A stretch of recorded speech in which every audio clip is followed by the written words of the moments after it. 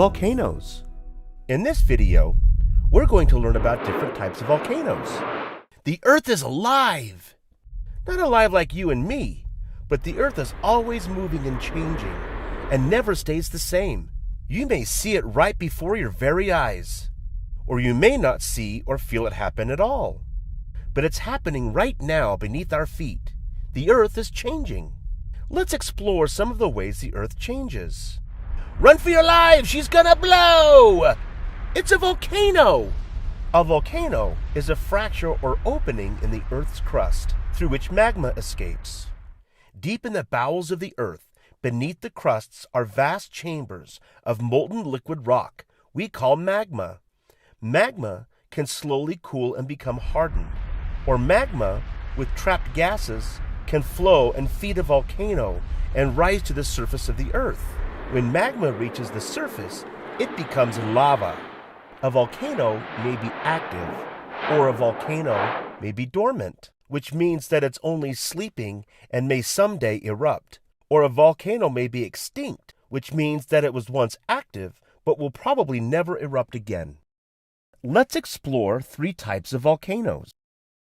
Millions of years ago, the islands of Hawaii emerged from the sea, powered by erupting volcanoes.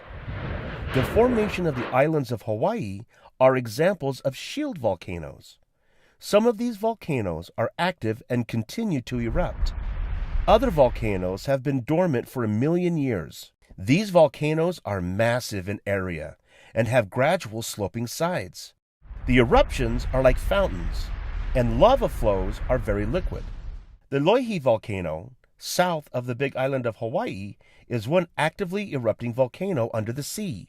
Loihi is a seamount rising 10,000 feet from the floor of the Pacific Ocean, and as it continues to erupt molten lava, it one day will become an island all its own in about 100,000 years. Shield volcanoes are not as explosive as cinder cone volcanoes. A cinder cone volcano has straight, steep sides. In 1943, Senor Pulido was working in his cornfield near the village of Paricotin, Mexico. Pulido tells the story that as he and his family were working in the field, that the earth began to tremble and shake, and right before his very eyes, the ground swelled to over 6 feet. A fissure opened, and gray ash and smoke poured into the air, and the sound of a terrible hiss and the horrible smell of sulfur. Through the thick smoke, Pulido could not find his family. He went back to the village and discovered they had arrived there safe and sound. Through the days and weeks and years that followed, the volcano would continue to grow to over 1,300 feet high, or 396.24 meters. Spewing hot smoke and ash into the air, everyone had to be evacuated and find another home as thick, slow-moving lava would advance to the villages of Paricutin and San Juan, which were destroyed. Can you imagine how awful that would be? The Paricutin volcano has been very important to scientists, as they have seen the birth and rise of a volcano and watch it become dormant. And though a cinder cone volcano may be terrible, it is no match for the spectacle of a volcano which can be far more powerful, far more terrible, far more frightening, and more explosive. Of course, we are talking about the stratovolcano! A stratovolcano is characterized by gentle lower slopes, gradually increasing to steep upper slopes. They are constructed of layers of hardened lava and volcanic ash and pumice. Stratovolcanoes are known to have violent eruptions, expelling fiery lava fragments through the air like bombs. Toxic gases fill the air, and massive plumes of ash clouds carry vast distances, making aviation travel impossible. These volcanoes are dangerous and deadly, and though lava from these volcanoes flows slowly, it covers and burns and destroys everything in its path. In the Cascade Mountain Range of southwest Washington state, there rises many beautiful snow-covered peaks. Some of them are volcanoes. One of these volcanic mounts is known as Mount St. Helens.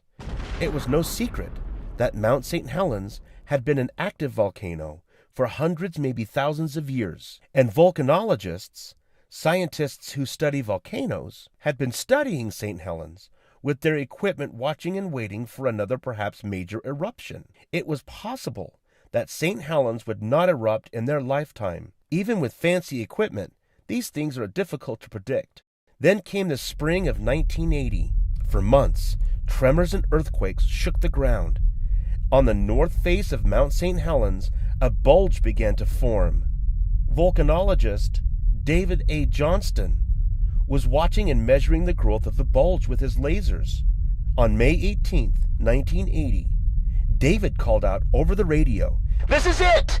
This is it!" The caldera blew with supersonic fury. Everything in the path of this massive eruption was wiped out for 8 miles. David A. Johnston was camped right in the path of the most destructive volcanic eruption in known U.S. history. 250 homes, railways, bridges, highways, all gone. Could Mount St. Helens erupt again? Will you wait and see? In the world, there are nearly 1,500 potentially active volcanoes. 169 are in the United States. Is there one near you? Many volcanoes are located along the Pacific Rim, an area that reaches along South and North America, along the Aleutian Islands of Alaska, down the islands of Japan and the Philippines, Indonesia, New Zealand, and the South Pacific.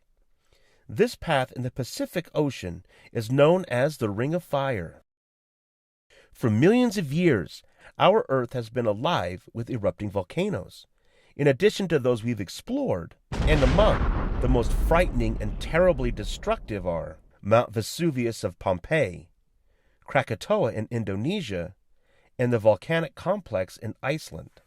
And deep underneath Yellowstone National Park lies enormous chambers of molten magma, which one day may find its way to the surface and become the most massive supervolcano ever.